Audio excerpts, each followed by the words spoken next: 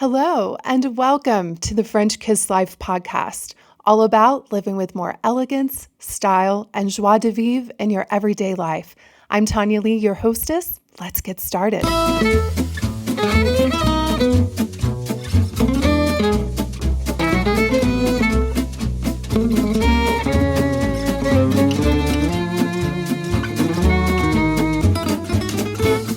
Hello, my friends. How have you been? Feels like forever since I talked with you. I think since I did my last podcast, I have been to Paris, spent almost a month there, and now I'm back home. And it's just full of so much gratitude and excitement about the future. And I keep going back to Paris. People often ask me, why Paris? It seems so cliche, right? Woman goes to Paris and it changes her life. But you know what? It's true for me.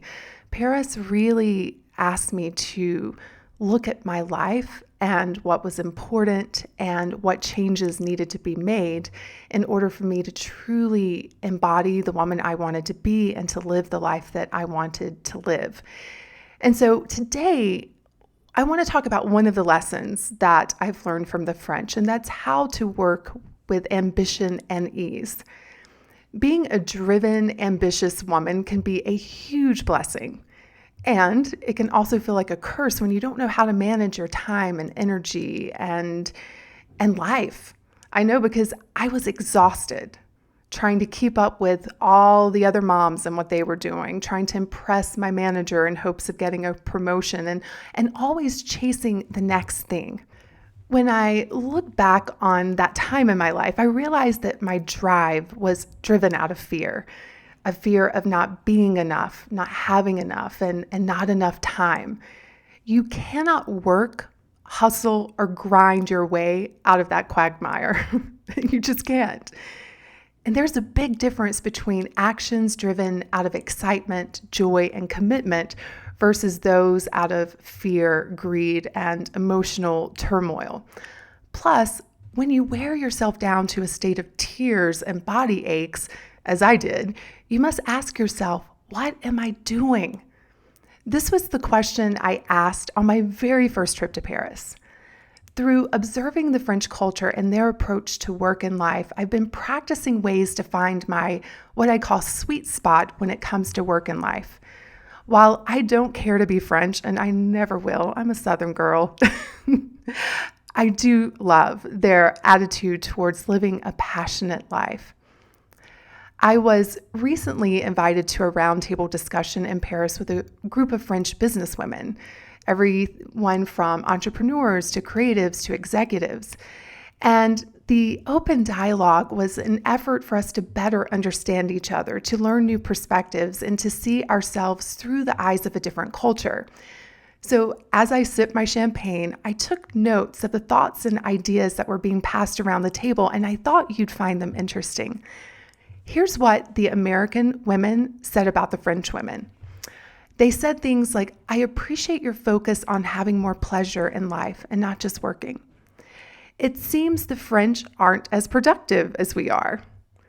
It feels hard to cultivate friendships outside of the office with a French woman. I appreciate how your culture appreciates femininity, seeing it as a power, not a curse. It takes so long for you to answer an email. I wish we could have long lunches like you do. I want your 5 weeks of vacation time. And here's the one I love. You have Marion Cotillard. Now, here's what the French women said about the American women. I admire your ambition and drive. You all really think you can do anything. American women are so confident. It's refreshing to see so many women starting businesses in your country. I think you work too much. American women can be very domineering. You're such an optimistic group. And then, of course, they said, you have Beyoncé. Over the years, I have discovered that cultures seem to have misconceptions of each other. In this business meetup, clearly we found that French women were just as ambitious as we are. And it was made clear that American women deeply desire to live with more pleasure and ease. In other words, we have more in common than not. I walked away from that conversation embracing my ambition, optimism, and confidence. I also deeply admire my French sisters' attention to the details of their lives. So it brought me back to the poignant question I posed on my very first trip to Paris, one that I've been honing on a daily basis in my personal and professional life. And that question is, how can I combine my ambition with more ease? For years, I've been experimenting with this question. I'll admit that I've had moments of doubt while staring at my calendar, wondering, how will I ever get it all done? But I'm too hard-headed to give up, so I keep practicing and trying various ways of combining work and life.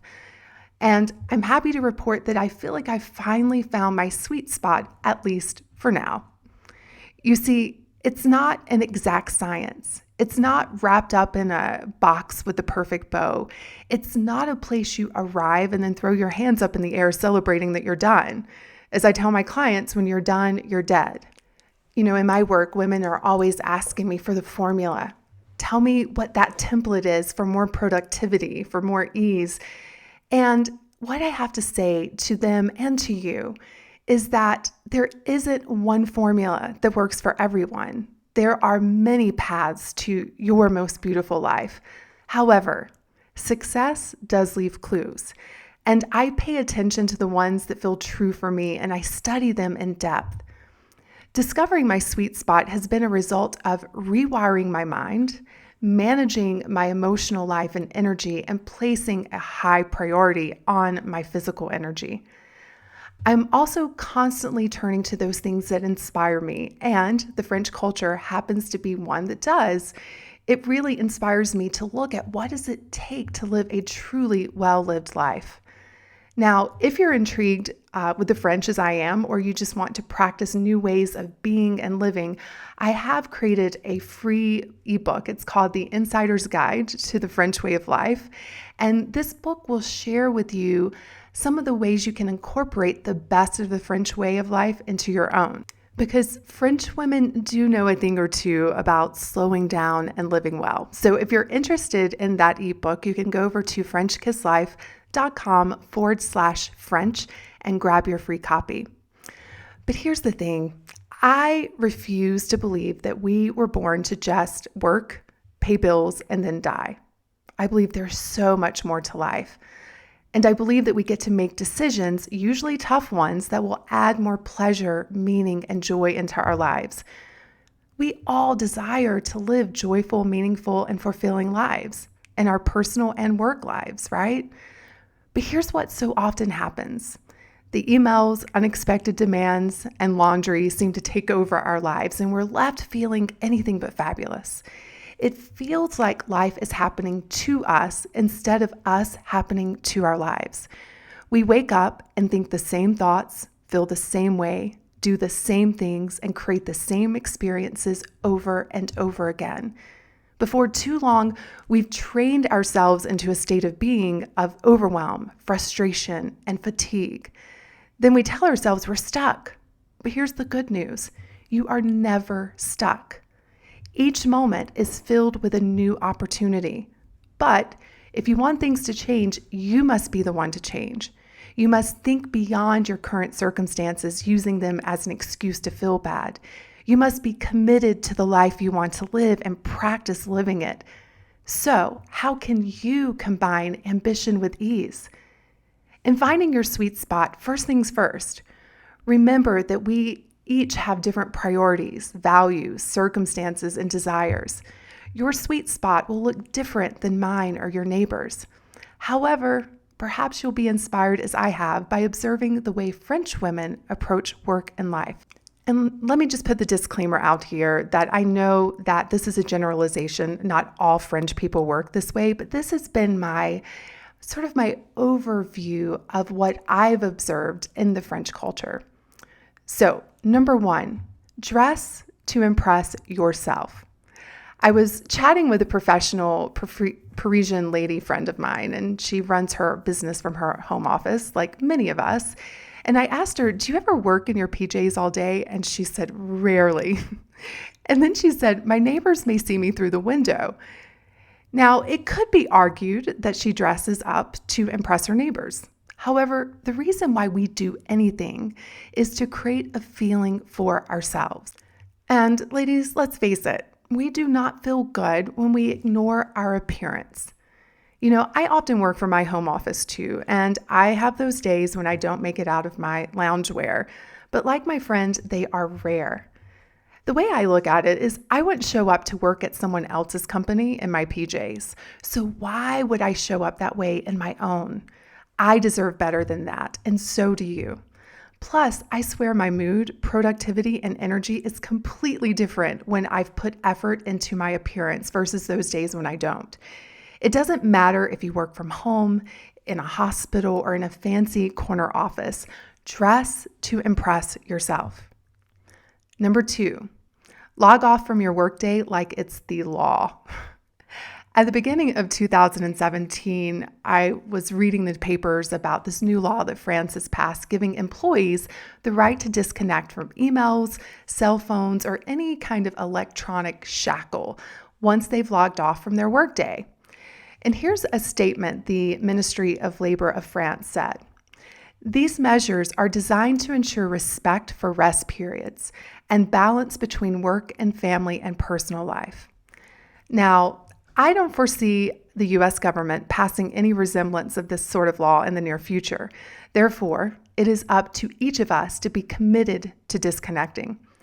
Whether you work for yourself or someone else, there always seems to be one more thing to do, one more email to answer before you sign off for the day. And once that's done, something is always waiting. Why we think there will be a day when it's all done is beyond me, because as long as we're living, there will always be something to do. Yet, we keep believing in this fantasy of done, racing to this impossible finish line. Within the last year, I installed some new work schedule protocols for my company. We don't work on weekends. No one on the team does. And as for myself, like clockwork, I work from 10 a.m. to 6 p.m. unless I decide ahead of time I'm going to do it differently. And I always take Fridays off. Now, you may be thinking, 10 to 6, taking Fridays off, no working on the weekends? How's your company making it? But you know what's happened? I am more focused, productive, and creative with these dedicated spaces of time to work. I no longer feel splattered like everything's bleeding into each other.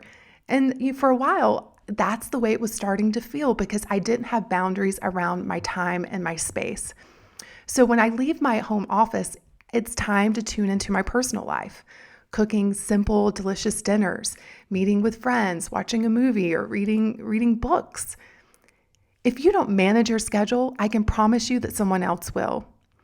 A few months ago, when I found myself obsessively checking my work email after business hours, I removed business email from my phone. My phone is for my personal life, conversations with friends, watching style videos on YouTube, and reading books on my Kindle when I'm traveling. Of course, there are exceptions to this. I don't believe in such rigid rules that you don't have flexibility. For example, my team knows that they can always call or text me if the matter is urgent. But please be aware of this. The mind tries to convince you that everything is urgent, and there are few urgent matters in life. Okay, number 3. Crumbs all over your desk is not sexy. So what does this have to do with ambition and ease? Well, we've heard about those long, leisurely French lunches, right?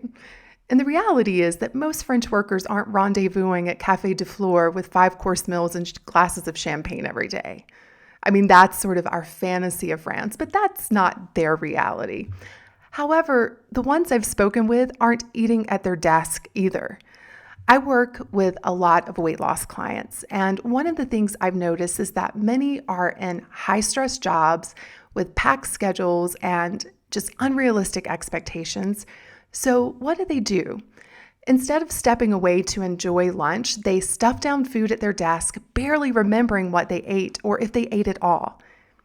To have vibrant health requires that a woman stays connected to her body and emotions. A surefire way to guarantee that this doesn't happen is to eat in a stressed state while multitasking. In other words, you can't listen to what your body is saying when you're eating, answering an email, planning for a meeting, and trying to figure out who is picking up the kids from school. It's as if you've checked out from your body and you're just in this constant state of stress. And I won't even go into how stress impacts the digestion, but just know this. When you eat in a relaxed state, your body processes the food much easier, where you can get more nutrients, more nourishment from your food versus when you're eating in high stress states.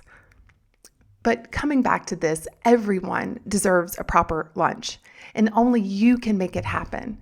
It's a great choice you get to make. Crumbs all over your desk is not sexy, and it's certainly not a way to care for yourself. Go outside and enjoy some sunshine or meet up with a friend for an hour lunch.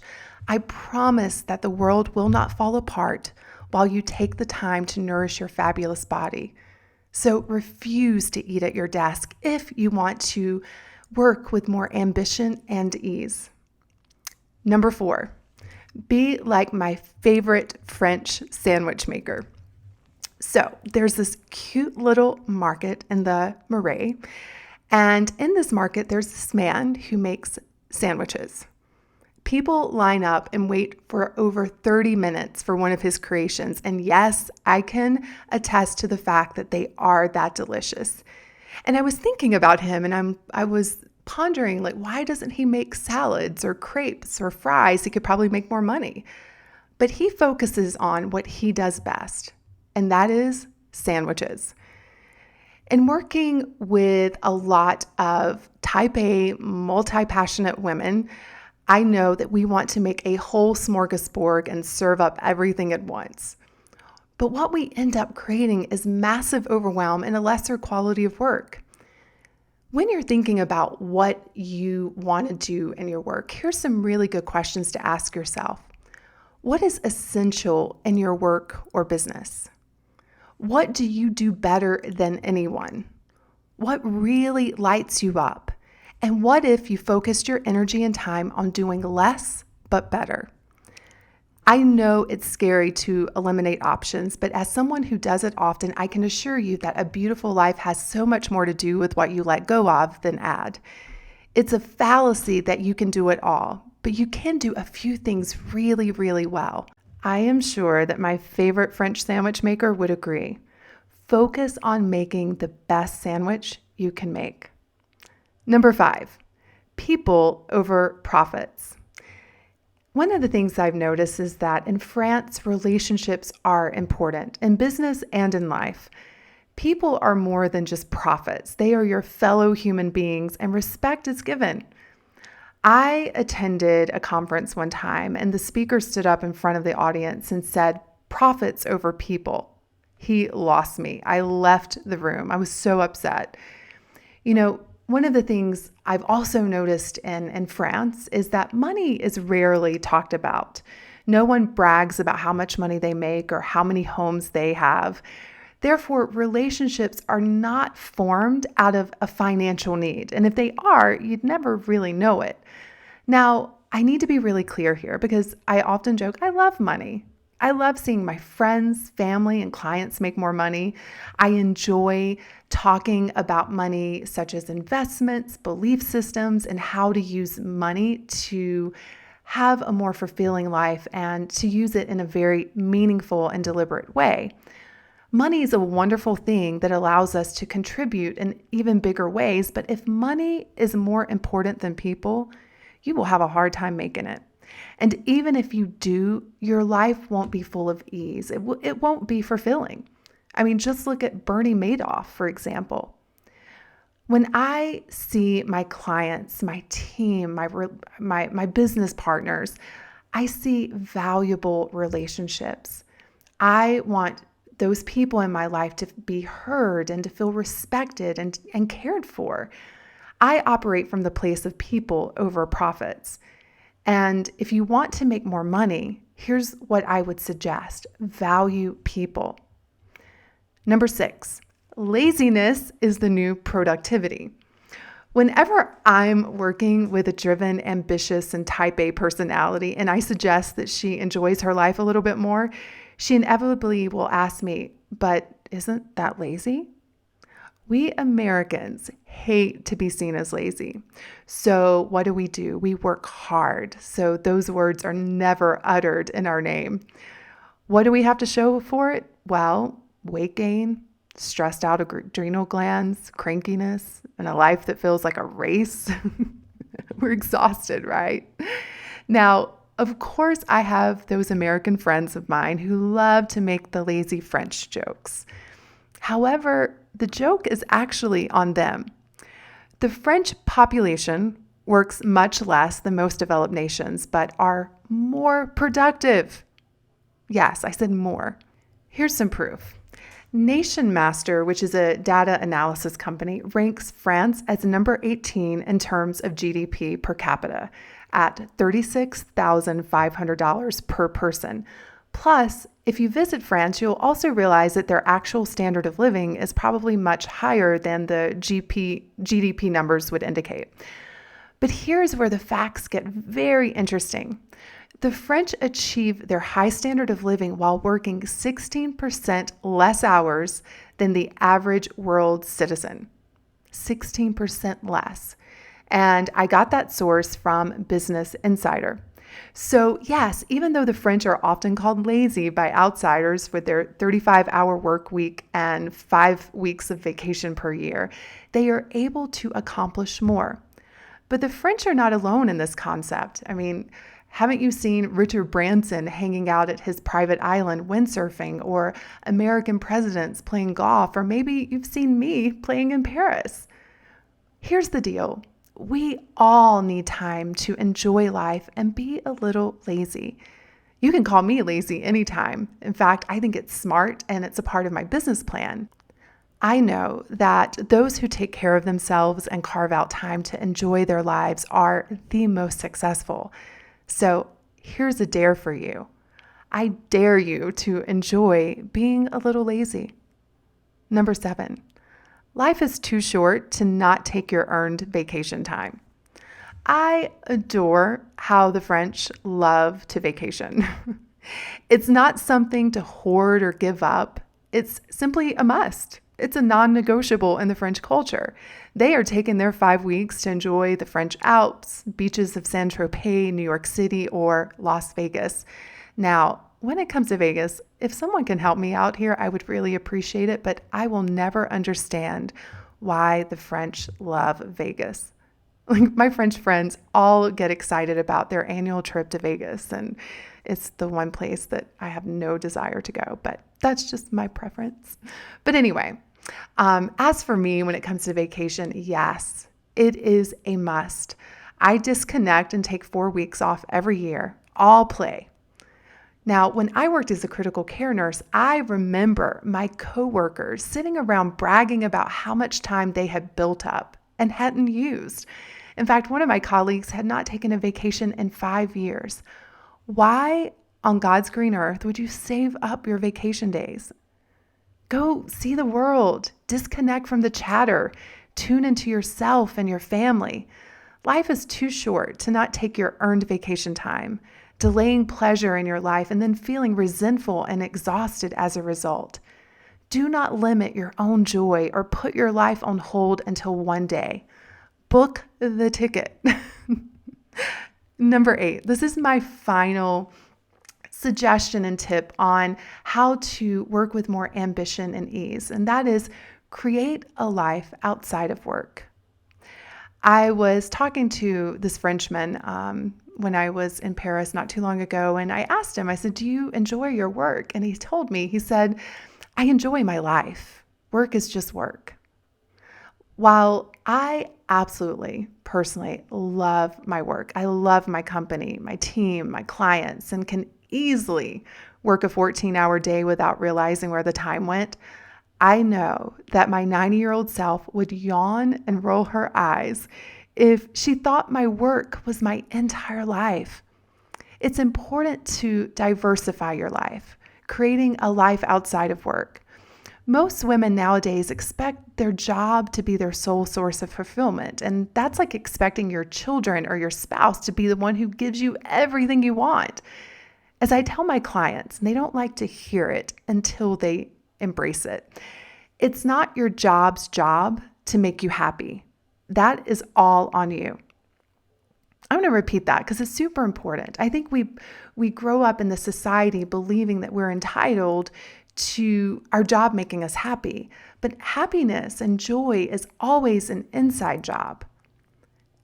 So here's some ideas. Find a new hobby, follow a curiosity, throw a dinner party, have more sex, attend a concert, learn a new language. You may be surprised at where this part of your life will take you. But one thing is for sure, you will experience so much more fulfillment when you're not depending on your job for your happiness. While I am a huge advocate of doing work you love, and I need to be really clear on this, I love helping women discover doing more fulfilling work that they feel called to do.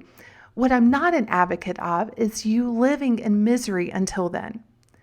When I began to bring a new attitude to my nursing career and started cultivating passions outside of my workplace, life literally became magical. It actually led me to founding a company called French Kiss Life. Like, who knew? How crazy is that? And I know it would have never happened had I not created a life outside of work and brought joy into the job I was blessed with at the time. I believe in working to live and not the other way around. So do what you love and commit to doing it with more ease. At the core of my ability to work with more ease is my mindset. I have trained my mind into a state of ease. And in order to do this, I have to stay constantly aware, tap into my emotions, what am I thinking? But I've also had to see beyond the daily grind and to-do list and envision a different way of living and doing business and life. And I've had to challenge myself to step into that vision day after day, trusting that it is possible. Now, clearly, there are many factors and cultural differences when it comes to work ethic. Don't ever let that beautiful ambition go. It's what keeps us evolving and learning and growing. And be unapologetically who you are and love what you love. And if you genuinely love working 60 plus hours a week, then by all means do it. I just want to encourage you to do it from a place of more joy and ease because, as Tony Robbins says, and I love this quote, success without fulfillment is the ultimate failure. When I think about you and this community, I just see this amazingly passionate, ambitious woman who's challenging herself on a daily basis, but she's doing it from a place of love and excitement, not from a place of needing to fix herself or to prove herself. It's a very different energy. And I find that when you come from that place, ambition and ease finds its natural order. So that is today's podcast. I hope you enjoyed it. I really, really encourage you to play around with some of these tips and to think about what your sweet spot is between living with ambition and ease. And don't forget, if you're desiring more tips on how to integrate more ease into your life from the inspiration that I've gathered from the French culture, make sure you grab my free ebook, which is an insider's guide to the French way of life. And you can do that at www.frenchkisslife.com/French. And I don't know, does anyone ever say www now? I just did. And I realized after I said it, I don't think we have to say that anymore. Anyway, FrenchKissLife.com/French. I hope you enjoy the ebook, and I cannot wait to see you on the next podcast. Cheers.